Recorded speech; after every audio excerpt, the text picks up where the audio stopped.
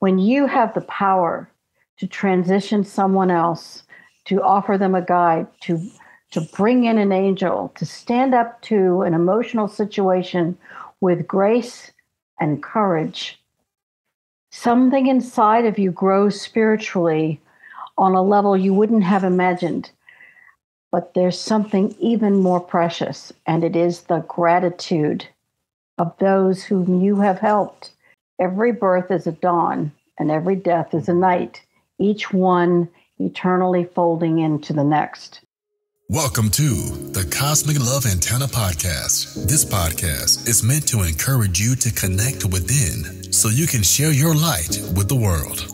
And now, here's your host, Harrison Ma.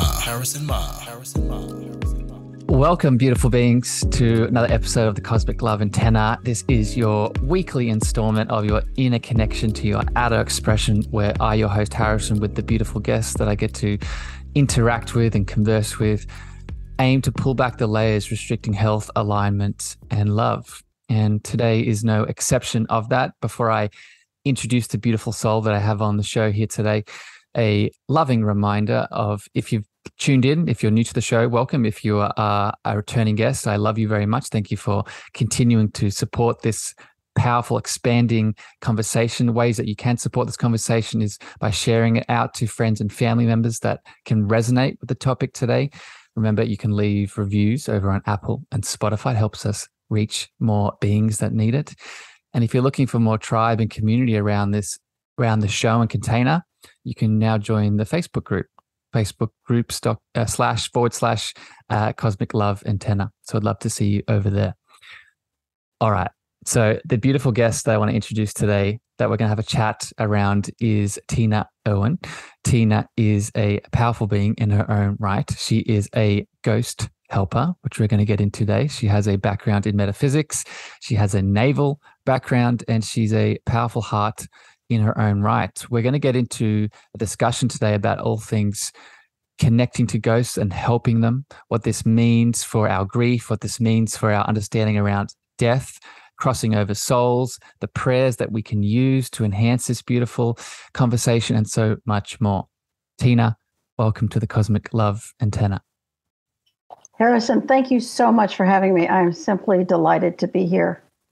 Me too, my friend. And when we first had our sort of pre-chat, there was a lot moving through both of us at that time. So since we had that pre-conversation, there's been a big part of me that's been really excited for this deep dive. So Tina, where I want to start here is where I start with all my guests, is just a little bit of a background on who you are. And I think a good way to frame that is, usually in our path, our journey, we have moments, pivotal moments that have shaped the soul that we are in this present moment, sharing the gifts that we share. So I'm wondering, my friend, what was maybe the moment, or, a couple of the moments that really led you down to the soul that I'm getting to speak to here today? Harrison, that's a very important question, because we all have turning point moments in our lives. And my opinion is that everyone is psychic on some level. Literally, you can't drive a car if you're not psychic and sense the drivers around you. And oh my gosh, I think that person's going to change a lane. And then there are those of us who are aware that we have a little bit more. Like, all of us love music, but some of us are musicians. And some of us are brilliant musicians. And so I discovered that I was something of I learned I had psychic ability. And right after I was married and I was in the Navy, as soon as I married my husband, it's like a door opened up and I became more aware of things. It's an awareness. When we lived in Italy, I became more aware that ghosts were there. And I have a book called Ghost Stories from the Ghost Point of View, and I have 3 volumes. In volume 3, I describe having dinner with one of my coworkers, another lieutenant. When we were in Italy, I was a lieutenant with the Navy, and we're having dinner, and I look in the corner, in her apartment, and there's a man standing there with a fedora hat and a raincoat, and he looks like he's right out of a 1940s novel. And it kind of takes your breath away, and that you can see him at all. And Tina, let me ask a question about that, because I've had beautiful guests on my show. I keep getting these kind of stories, and they're wonderful. But I think we have, like you're suggesting, we have a beautiful nuance on how we experience those things. So how was it purely image? Did you just see the image of this being? Did you hear some things? Was it more clairsentience? What was the main sense in which you were sort of interacting with this ghost or this soul? It sounds like it should be something momentous, but she was ironing her uniform and I was just keeping her company. And I looked into a corner I'm also a student of studying feng shui, and there was a corner with dead energy. So there was no movement of energy in that corner. And I saw him, through my mind's eye. But when I looked in the corner with physical eyes, I felt like that's how I saw him. And that was new for me. It's one thing to sense them around you and have that weird, your hair stands up feeling, but I could physically see him. And then there's the next moment is, what do I do with that? And then the thoughts, is he going to harm me? Is he going to harm my friend? Does she know he's here? All these tons and tons of thoughts. So I decided that since I knew she was pretty psychic herself and very open to these concepts, I turned to her and I said, Cindy, do you know you have a ghost living with you? And it was one of those moments. It was just not what I expected. So she turns to me and she says, oh, you can see him? Oh, I'm so thrilled. He's been with me all my life and I love him. Okay, not where I was going with this. And I said, you know you have a ghost living with you? And she said, yes, I do. And then I'm having a conversation with him now in my head where he's saying, yes, I've been with her since she was born. We had another life together. She died. We both died. She came back and I just sort of stayed with her and followed her as a soul, which is a whole different discussion in itself.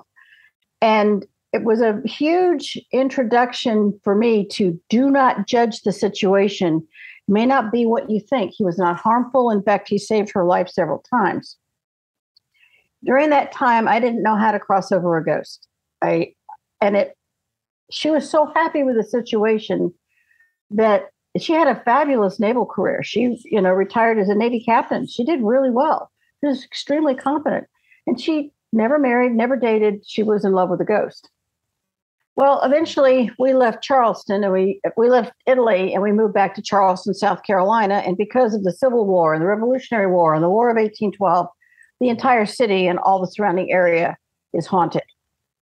And plus you have the Native American people who live there. And we bought a house that was 18 months old and we had no idea it was haunted because although in some places I could sense that it was haunted, I didn't get anything from this until the day we moved in and I'm there by myself. My husband went to navigator school. He was a navigator on a ballistic missile submarine. And I could hear someone walking above me. I could hear his footsteps and I'm, camping out on an air mattress and there's nobody in the house but me and I'm just terrified. And we had that ghost for almost 7 years. And the story of that is in the first ghost book, what happened with that. And I spent all of that time trying to understand, how do you cross over a ghost? What is that process? I contacted the Duke University School of Parapsychology. I went to enormous lengths. I got every book, I studied, and that was the purpose, to study. Let me jump in here, Tina, because I want to break that down because I know that's a big part of the work that you do. But let's take a step back here, and thank you for sharing those two stories. And I'm sure you have many more in the books that you've been talking about. But I really, as people are listening, beautiful souls out there in the podcast world, as you're listening to Tina's story, to me and to obviously Tina, this is normal now, right? This is these sort of conversations, they become a part of a reality once we accept them. But if you're listening to this episode and this is still very new to you, or it might sound a bit crazy and out there, I would, for the rest of this episode, just sit with an open heart and open mind and just notice how this makes you feel. Because when we interact with these beautiful souls, which we're going to get into today, and Tina's going to help us take this journey, the interaction isn't just for them, right? The interaction is for both people involved, right? There's something that needs to be shared. So as you're listening today, my intention is that you can bring this into your life, right? And you don't have to become a ghost helper and do all the beautiful things that we're going to talk about today, but just take a step to be open and to see what happens. Tina, with this now, with your beautiful story and your outline and these experiences, can you break down for us what is a ghost helper? What is this role that you've found yourself in? How would you describe it to someone that's new to this work?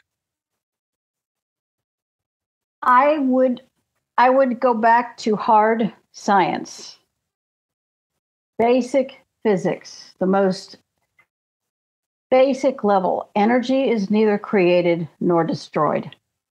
Very simple. It's basic science.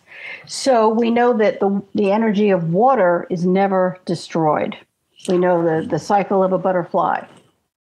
A human being comes from somewhere, and when we no longer occupy the corporal frame, we go somewhere. And it took me years to put the pieces together because, like a lot of people, I have a very inquiring mind. I wanted to understand it on a science level. Okay, so you are animated, and I'm a pretty animated person, and I've known incredible characters. What happens to that person when they leave the body? And then I discovered there was a Russian scientist whose last name is Karillian. And he was able to photograph people as they were dying, and he captured on film the soul leaving the body. Again, we're going back to hard science. Because I know people say, oh, there's no such things as ghosts, but you cannot deny basic physics, laws of thermodynamics. So if you can't wrap your brain around a ghost, I understand. But if we break it down into basic science and physics, perhaps it's more embraceable. And we live in the third dimension of time and space and gravity. Time and space can't exist on Earth without gravity, which holds us in place so that we can move through our days, anchored to the powerful gift that gravity is. However, when we die, when the heart stops beating, our connection to the divine is by something called a silver cord. And when that silver cord becomes cut through death, then we move from the third dimension, time and space and gravity, to something called the fourth dimension. And perhaps the easiest way to look at that dimension is it's like a step-up transformer. Moving into the heaven world is a very, very big frequency shift. And it also depends on how you died. So when you die, you move into this almost like a waiting area. I call it the fourth dimension. Some people call it the ether. It's all correct. And for most people, they see the light. The light comes for them, and it's wonderful. And there's a variety of reasons that people don't see it. Some people don't know they're dead, so they don't even know they're a ghost. But for those who do see the light, then they move to the fifth dimension or the heaven world. And that is a place of great joy and delight and hope and beauty beyond words. Yeah. And Tina, just to jump in here super quick, we, just for new listeners, I've spoken about this with the beautiful Shireen Wilson. We've talked about the work of Michael Newton and the life between lives and the space where we go to reset and plan and assess and prepare. But this fourth dimension is really interesting, Tina, and it sounds like this is what you're getting to. This is the space where we need a bit of help from either souls that are there or from ourselves. Is that correct? That is an excellent point, because the problem is a lot of people become mired in this fourth dimension. And I would love to tell you that most people cross over into that higher fifth dimension heaven world. But the truth is that they don't. They don't know. Religions don't tell people what to do at death, except the Buddhists. They are very specific. But most religions don't prepare you. It's like, yes, everybody goes to heaven, but maybe not. What if you died in battle and you don't know you're dead? What if you're a child and you're waiting for an adult to tell you what to do and where to go? What if you died a super traumatic death in an accident or you were murdered? Your trauma is so great, all you can see is darkness around you. If you took your own life, then you see a great deal of darkness. Your despair seems to go with you into the fourth dimension. And this is where becoming a ghost helper is. This is where this begins. This is the whole point, is when you help a ghost, this will be the compassion you will want for yourself. You give to others. It's the nature of the Buddha nature or the Christ nature or whatever spiritual being works for you.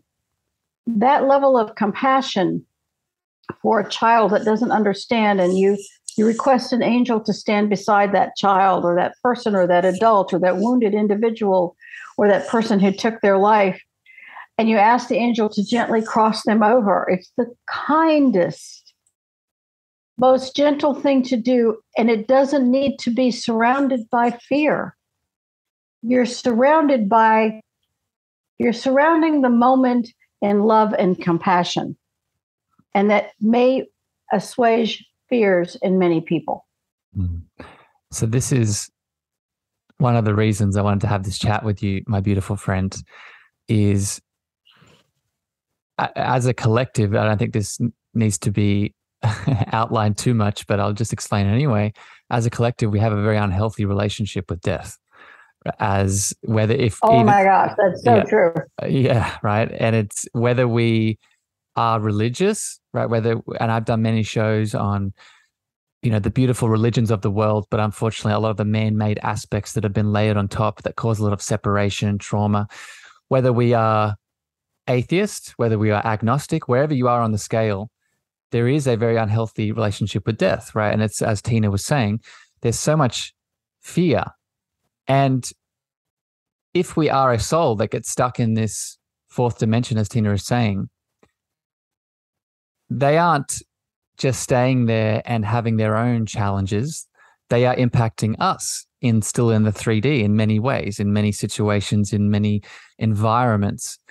So, Tina, I'd love to ask you now as we go deeper into this topic, and I hope people are really getting into this intention of, I want to steer this topic now into a better relationship with death and ghosts and all of this. Tina, explain to me now how we as ghost helpers, or you as the ghost helper, what we can start doing for these souls that are stuck in this transitionary or this fourth dimension. What tips, what does it look like? Well, first of all, I want to go back to how a ghost impacts the living. Yeah, please. Because this all goes hand in hand. If you have a loved one who has perished, and I will use the word suicide. I know people don't like that word, but in this moment, I will use that word. They are always sorry. I have never helped a person who took their own life who wasn't deeply and profoundly sorry they made that decision. And they hang around is a casual word. They stay with the people. And when you are in the fourth dimension, there's no gravity. You can ricochet and ping between everyone who thinks about you because you travel with the speed of thought. Let me repeat that. When you are a ghost, you travel with the speed of thought. So you can, anyone who thinks about you, you're right there. If someone is grieving you, your presence prolongs their grief. Not because you're trying to be negative, although I have certainly met some who were, but because you're also grieving your death. If you died suddenly, or you're sorry, or you were in an accident, I have children to raise, a job to go back to. I have people who need me. I can't be dead. I've had so many of them say, I'm sorry, you don't understand. I have a meeting next week and a nail appointment. I can't be dead. So very fun, interesting conversation. It's funny, Tina, because it reminds me, there's a Ram Dass quote that I really like about explaining death, and it's, there's nothing to fear with death. Death is like taking off a tight shoe or a tight sock. But it sounds like, from what you're explaining, some of us haven't taken off that tight shoe or that tight sock fully yet, and we're still in this sort of human ego aspect that holds on to a lot of the human experiences that can sometimes cause separation. That's exactly right. And by the way, I think the world of Ram Dass is a remarkable individual. Yeah. Read his work, studied his work.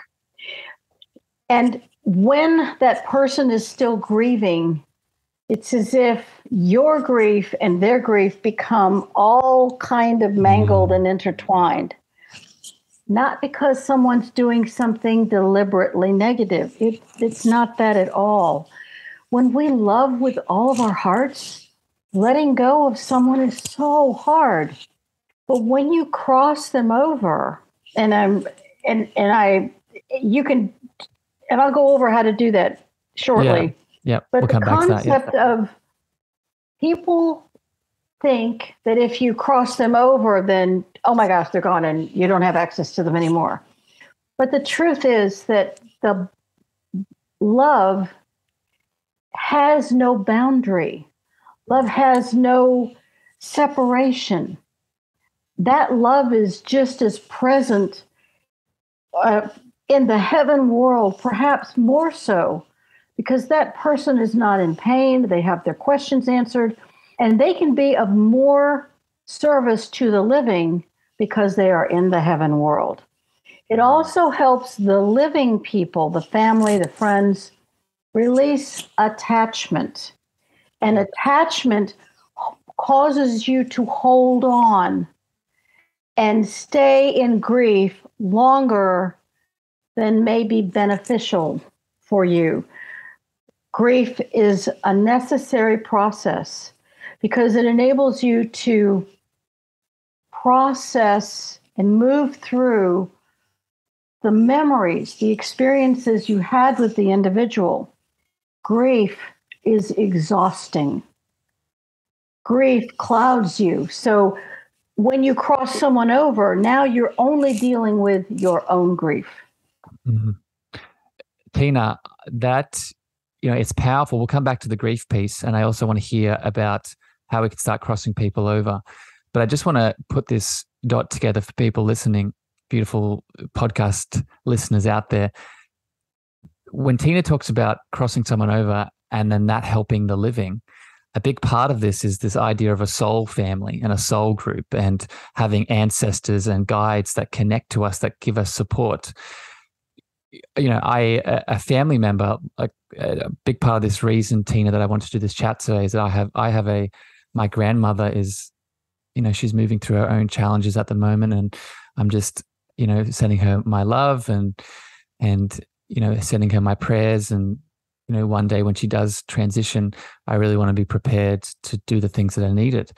And when we think about soul groups and soul families, my grandma has lived a wonderful life, and she has lessons that she probably still has to share with me. And if she can transition into the fifth dimension and not get stuck in that fourth area, like you've been talking about, then now she has access to come back and share those things with me if I choose to, if I invite her in, right? So I just wanted to plant this seed for people listening. This is why this is so important and why I really enjoy and think that this work that Tina's doing is so powerful.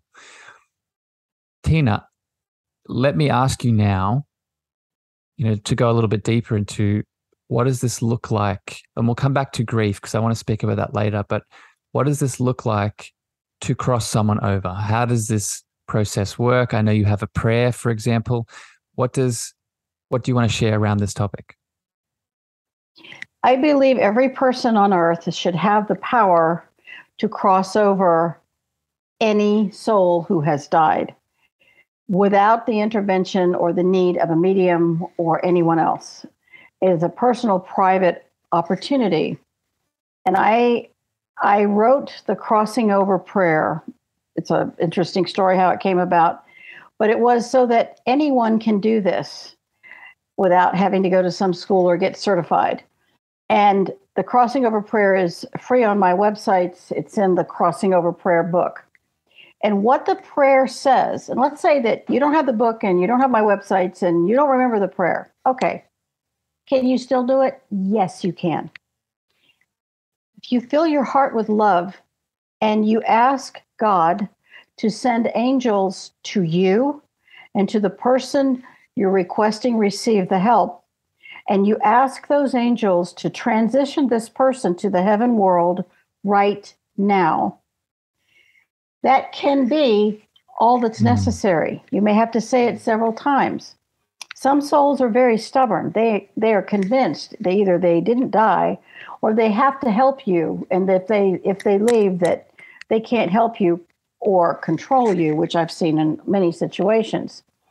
But ask, if you think the soul is difficult, ask for an archangel. If the soul is a child, and I've done many, many of them, ask for a child angel to come and hold the hand of the child who died, that soul, and that ask that child angel to guide this little girl or little boy across that light bridge to the heaven world. The throat chakra, my friend, I feel it. Yeah. The love in your heart opens up this beautiful doorway to this unbelievable light. And for many people, they feel a shift. And this shift is subtle. It's not like, somebody turns a switch. It's this subtle feeling. It's like the room gets brighter for you. It's your own personal miracle. Now, if you're having to cross over someone who has terrified you, let's look at a difficult situation. Well, Tina, pause there for a second, because I want to speak about that separately, because we had a chat about murderers and people that have conducted. So let's go there next. But let me just hit on that angel piece, because I just felt all that love and that emotion moving through you just then. And I want to, again, for people listening, I think at the time of me releasing this episode, I would have released another episode talking about angels specifically. And I want people to, if you grew up in a religious household, I think it can be very easy for us to put angels in a particular box. Angels are this being with wings and this shape, and they're humanoid. And yes, they may appear in that way, but also open yourself up to them being much more than that. And the angels that Tina was just explaining, they're more of a force of love. They're more of an entity of love and light. And I would encourage everyone tuning in, if you have trauma with a religious upbringing, for example, angels don't have to be connected to that. Angels are beyond religion. Angels are beyond a lot of these belief systems. And when we can call to them to do this act that Tina is sharing with us today, it's not just for the soul that we're helping. As you just heard Tina explain, it's also for the receiver. It's also for the human that's alive still, that's in the process, as you heard Tina sharing some of her beautiful love. So is that accurate, Tina? Do you agree with some of those perspectives on angels? I would say that is 100,000% on the money. I could not agree with you more, and I'd like to add that Please. A lot of people I have met say they don't want to impose on their angel. Angels are busy. An angel couldn't be. ask an angel, they almost start to stutter. And I gently remind them that angels are beings who are also in a process of evolution. They're a whole different life forms. Human beings can never be angels. It's a whole different being. And angels incur karma when they help mortal people. It's really quite remarkable. And when you ask for an angel, they are so delighted to help us. And can you imagine the joy of an angel in assisting a soul to transition into the light? There are many, many, many people who have felt damaged by religion, who felt betrayed by religion. And I would offer that there is no religion in the afterlife. There is no religion in the heaven world. There is the most powerful love and light. So if you can put religion in a little box and perhaps put it away on the shelf, and then just look at this as the most profound expression of love and compassion, something we will each want for ourselves. Oh, we might have to do another conversation, Tina, on angels. But I just to share a little story here, then I want to get back to the souls that are more challenging, as we were just saying. But I've had a couple of angel experiences, but every single one of them have been in my heart. Like I've only felt when the angel has come in, it's just been in my, I've only felt it as a giant explosion. That's the only way I can describe it. Explosion of love in my heart space. I didn't feel it in any other area. It was just only in my heart. I was like, oh, this is really interesting. And I, just to hit on that point of not asking for help, this is another piece of the angel conversation. And I think this is from religious perspectives. We can feel unworthy. We can feel like we're not worthy. Absolutely true. Right. And if you're listening to this, you've never been more worthy, right? You've just, look at that belief, and I would ask you to surrender into it and ask yourself, is this really true? Because as Tina's describing, as I've describing, you have all the worth inside of you. And if it's angels, whether it's divinity, whether it's all these aspects today, it's just waiting for you to ask, waiting for you to tap into it. Tina, let's go back now to what you were saying before around these more challenging souls that, whether it's murderers, whether it's, more intense humans that have lived lives of, let's just say, incurring a lot of karma. What does it look like, this crossing over process for a soul like that? I assume it's different. Do you want to speak to this? When someone has committed murder, there's a wonderful book by, I think his name is David Hawkins, and it's Power versus Force. Cannot recommend this book highly enough, because again, the scale of consciousness, which is very, I don't want to become too complicated with this, but on that scale, the lowest on the scale is suicide and then murder. Those are the very lowest levels of consciousness or frequency, as he says. Again, a powerful book, very logical book, and grateful for such a tool. And when you understand that those are very, very low frequencies, violence against oneself, violence against another, sometimes the soul is manipulated. Sometimes the soul comes in with murderous ideation or whatever has driven that person to take their own life. Those souls can require special assistance. Again, that's why the Crossing Over Prayer book was written. There are specific prayers for murderers and for those who use suicide to leave. And there are also prayers for the victims of murder and for the families of suicide. And there are prayers for after you have crossed them over. And would it be all right if I shared that particular story? Well, yes, I would love to, my friend. I would love for you to share it, but let me just ask a quick question with this, just so I'm understanding it. And so, because if I'm usually a little bit questioning, people listening might be as well.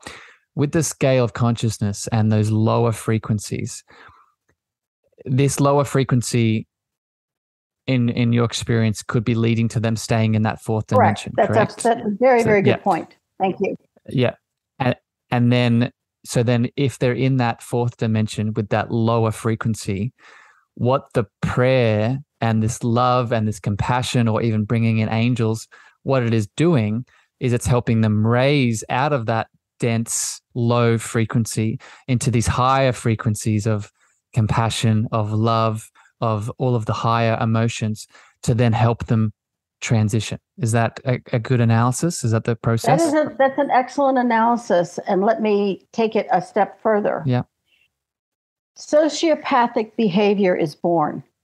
And that, having studied many levels, many aspects of psychiatry, psychology, and sociology, because if you're studying metaphysics, you have to study it all. For me personally, it's such an expansive topic that psychologically a child starts murderous behavior as early as 3 or 4.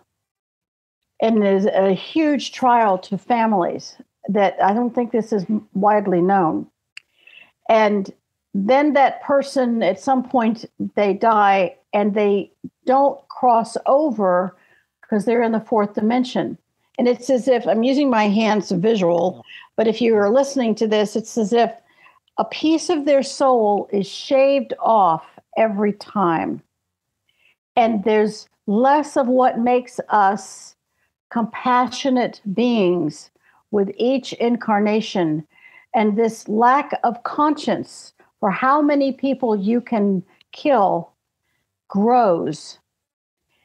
And I would invite everyone's attention to the 23rd Psalm, which, by the way, exists in virtually all religious practices and all religions all over the world. There is a version of the 23rd Psalm.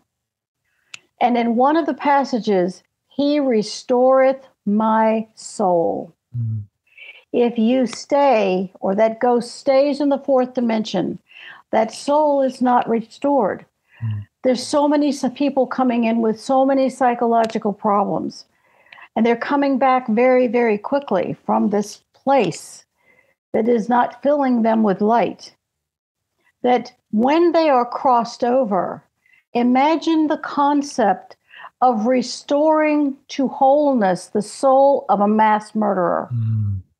And I know that the thought is, they should stay in whatever someone's concept of hell is. But what if we looked at it differently? Yeah. What if we looked at it that they could be restored, and when they came back for another life, this time they didn't kill anyone. It doesn't erase the karma. It's so beyond my pay grade. Yeah. That karma still has to be resolved. Dealt with. But they are different because you help them.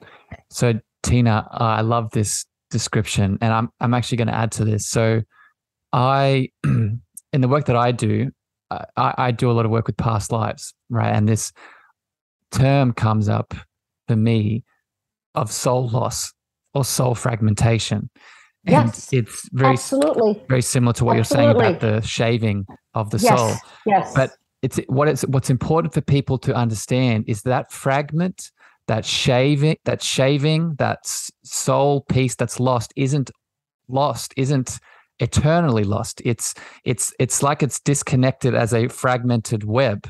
But when we are given love, when we're given compassion, when we start to bring awareness to these aspects that we've created through the choices we've made in our different incarnations, i.e., in this example, the murderous ones, when we can start to bring light and love and unconditional compassion, now we start to regain these parts of our soul again. We start to bring them back into our wholeness so we can be ourselves fully again. And when we are full, We're not one of separation. We're not one of tension. We're not one of resistance.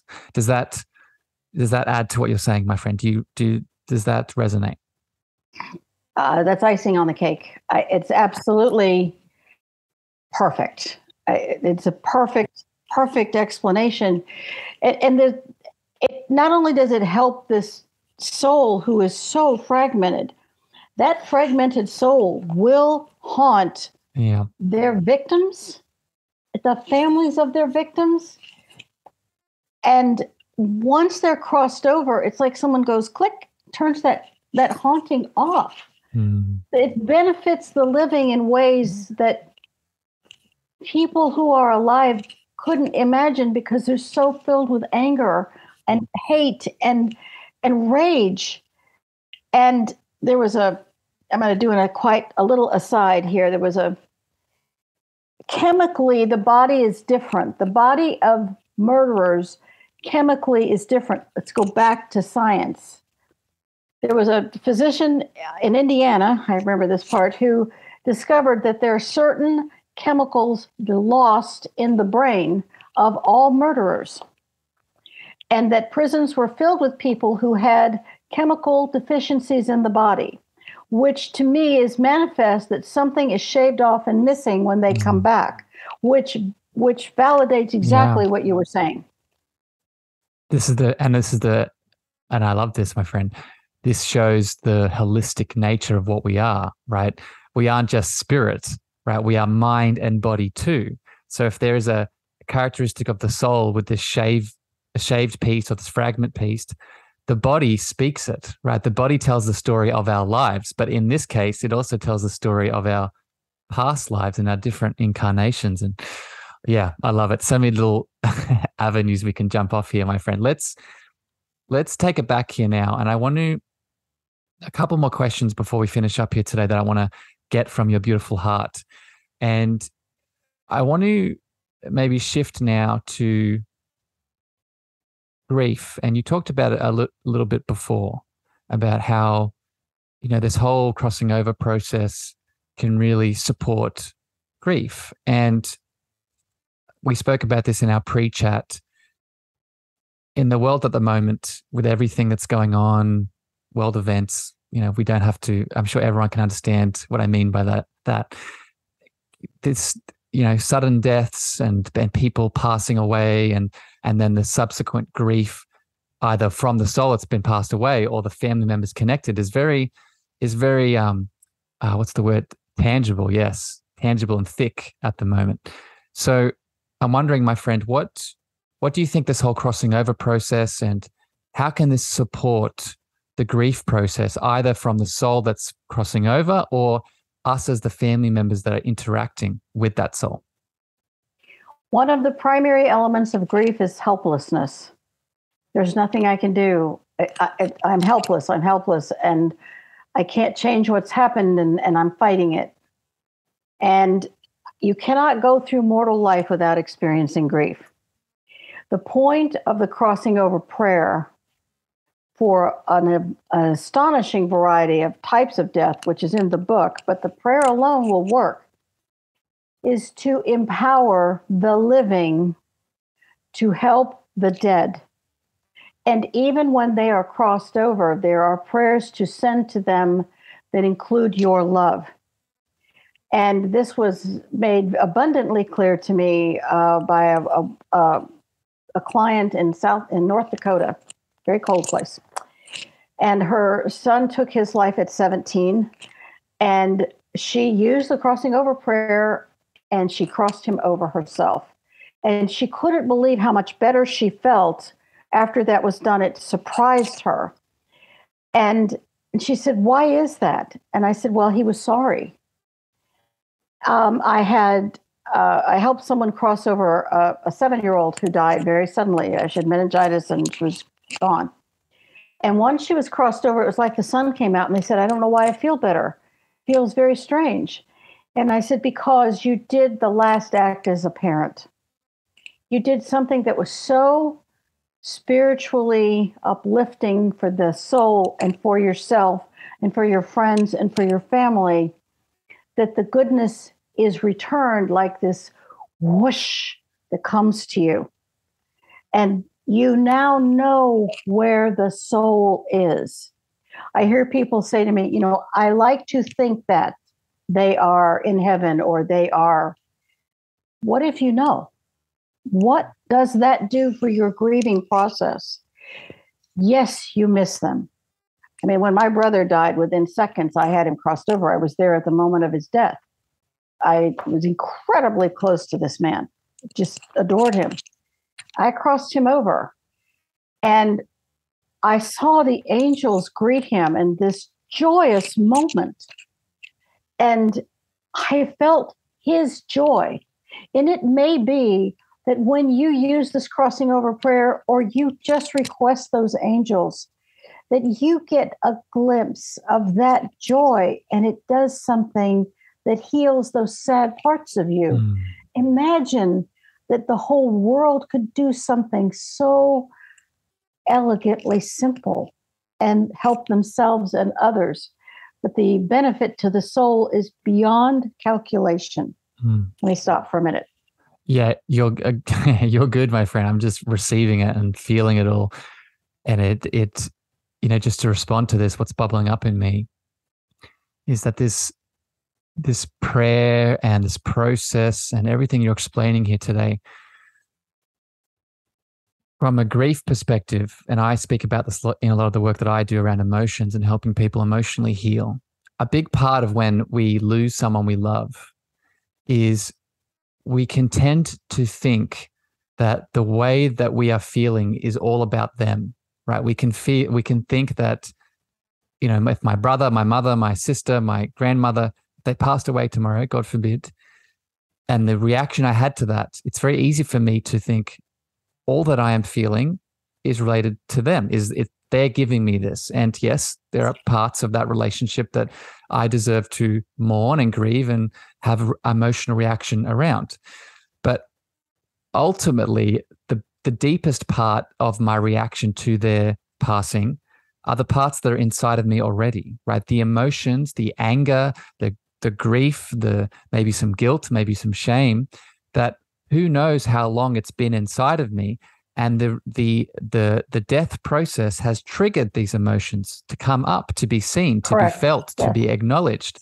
So when we have a beautiful process like you're describing of helping them and knowing that they're transitioning and they're moving from that third to that fifth and not getting stuck in the fourth, now we don't have any more excuse. We don't have any more excuses, right? We can actually now sit with our stuff, right? And we can process our part of the relationship. We can process why am I angry that my mother passed away, right? Why do I feel sad? Is it purely because of their role, or do I have a role in this relationship? Is there a part of me that hasn't let something go, or hasn't forgiven something, or hasn't moved on from a situation that we've had together in the past?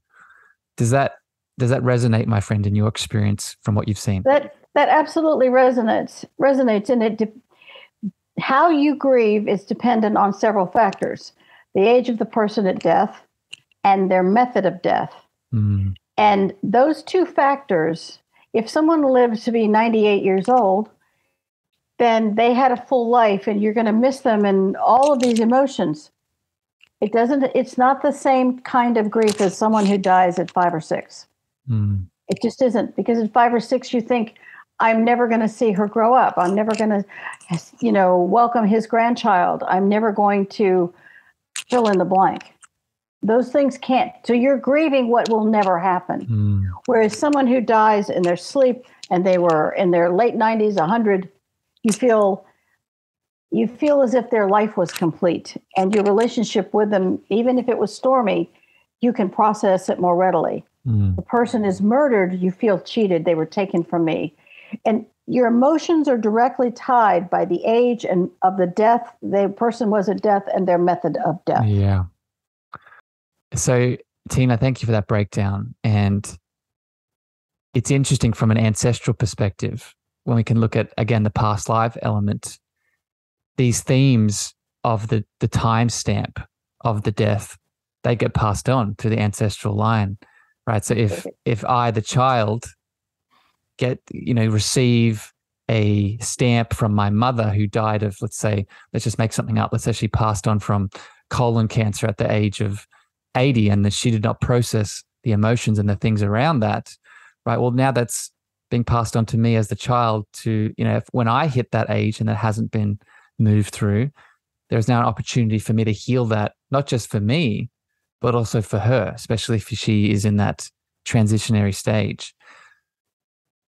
Tina, I guess the last question here I want to pass to you and get your reflection on is, obviously this conversation today is a very different one when we are looking at the whole topic of death. And I kind of want to finish here today with some, your loving insights with all of this, bringing it all together. What do you think this kind of work with ghosts and helping them and helping these spirits and transitioning them out of the fourth to the fifth and the emotions and all the things that we've discussed, how can this help us shift as a collective into a better relationship with what death actually is? I would start with a quote from The Lightworker's Guide to Healing Grief, which I wrote when my niece died. Every birth is a dawn, and every death is a night, each one eternally folding into the next. And the night is alive with stars. And if we look at the stars as the souls, they're always, always shining. And when you have the power to transition someone else, to offer them a guide, to bring in an angel, to stand up to an emotional situation with grace and courage, something inside of you grows spiritually on a level you wouldn't have imagined. But there's something even more precious, and it is the gratitude of those whom you have helped. And maybe there are people whom you have crossed over that you don't know, like the gentleman in Amsterdam who takes the prayer through all the battlefields in Europe, and he hears all these thank yous. The gratitude that is returned to the living person isn't something you would have ever imagined. And it's a subtle, beautiful, loving energy that's hard to describe, but it's like snow falling on a night, and you wake up and it's just, it just fills you with delight. Speaking of being filled with light, when you explain that perspective, there's a part of me that resonates, and not just resonates with truth and, it resonates with, that lands and that makes sense, but resonates with, that's familiar, right? That the way that you described, I was like, that's something that I've experienced before. That's something that I've been through before. And again, I just want to encourage everyone that's been listening today, don't just listen to these conversations with your beautiful, logical thinking mind, but notice how you respond to the things that Tina says, right? Notice how your body responds and that soul that speaks through that body, how it responds, because often it's giving you signs of, this is something that I've done before. This is something that I've been through before. Because as we've been talking today from past lives, we have in many ways. Tina, thank you for sharing that with me. And I have one more question for you, but before we get there, I want to ask you two things here. One, are you comfortable sharing one of your prayers with us? I know you've talked about them a little bit today. Are you comfortable sharing one with everyone listening? I would be delighted. Yeah.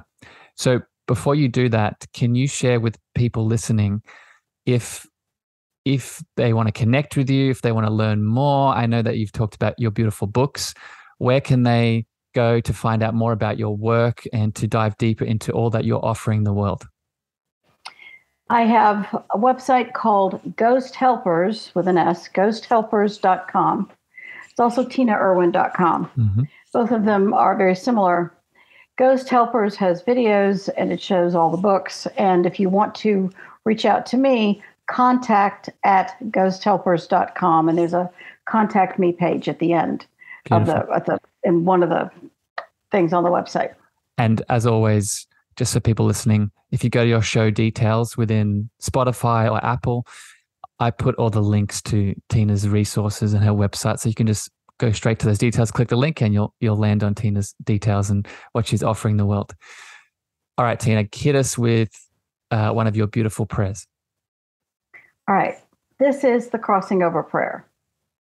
Dearest Lord above, I humbly request that you take any and all souls who have found my divine light of service into the heaven world right now. I ask that an angel wrap each soul in a blanket of healing light right now.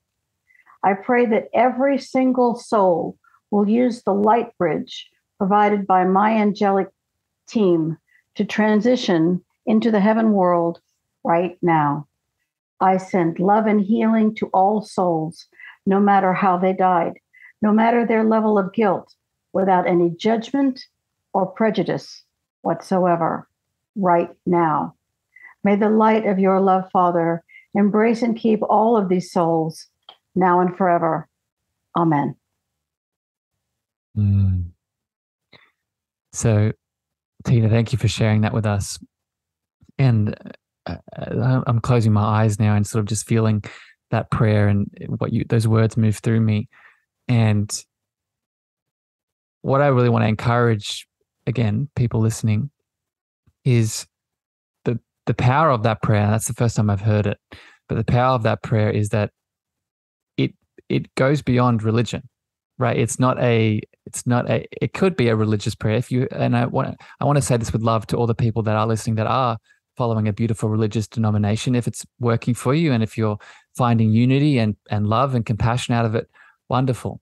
But if you aren't, I do want to encourage you that prayer still applies to you, right? That prayer still applies to your beautiful journey and what you're wishing to do with the souls in your life that are transitioning, right? So I want to and push people with love. Try these prayers, even if you don't have a religious background. They can be just as powerful. Do you agree with that, Tina? I absolutely agree with that. And if you want to try them out, they are on both websites in video form. You can just play them. Yeah. If you're not comfortable reading them yourself, just play them. Just push play. It's so easy. Yeah. And the other thing that came up too that I'll just share quickly is invite your support team in. Like as you're reading that prayer, I can imagine it's even more powerful before you do it, inviting in, people that you work with. So for example, I work with ancestors, I work with my inner child, I work with some angels, I work with some ascended masters.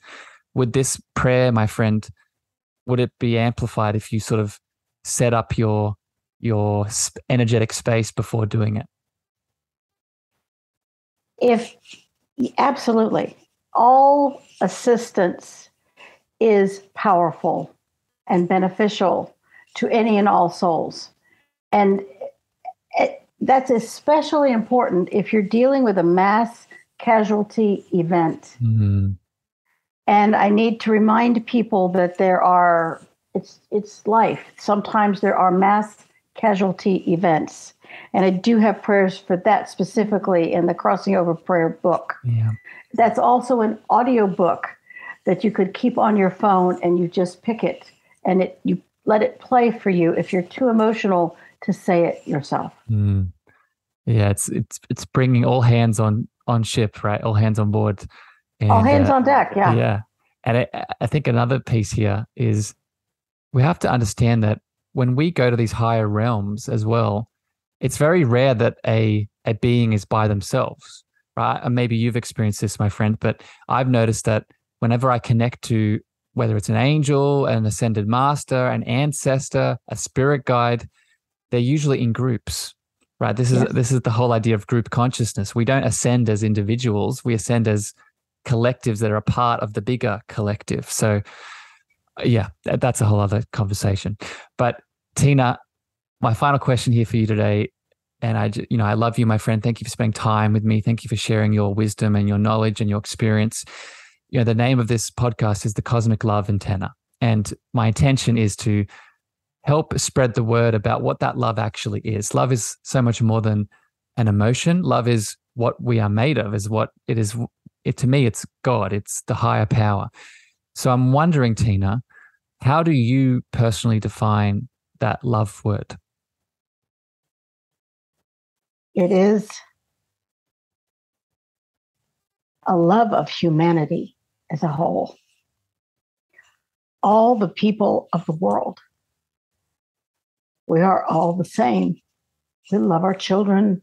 We love our families. We might fight with them. But at the end of the day, if we are fortunate enough to have a family and we can love them, love is a million facets. And when we embrace the humanity of us all, and you're sending prayers of healing to the entire world, not just yourself, you are lifted up. And it's as if the higher realms smile upon each of us because they also so love humanity. If we could only understand that level of love, we would be raised up and we would have a smile on our faces, even in perhaps the most challenging moments.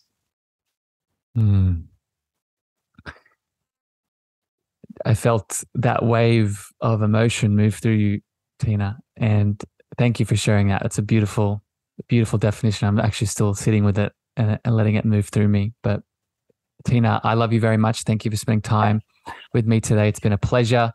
I hope you have a wonderful rest of your evening and your day where you are in the world. Beautiful listeners out there in the podcast world, thank you for tuning into this episode today. I hope it's given you some value and some insight and some deeper connection to the layers beyond the physical reality. We leave you with this today, and we wish you a wonderful evening, morning, afternoon, wherever you are in the world. Until next time here on the Cosmic Love Antenna, have a beautiful day. Bye, everyone. Thank you for listening to the Cosmic Love Antenna podcast. We hope you enjoyed. Be sure to follow Harrison on Instagram, Twitter, and Clubhouse at Harrison Ma. That's Harrison, MEAGHER.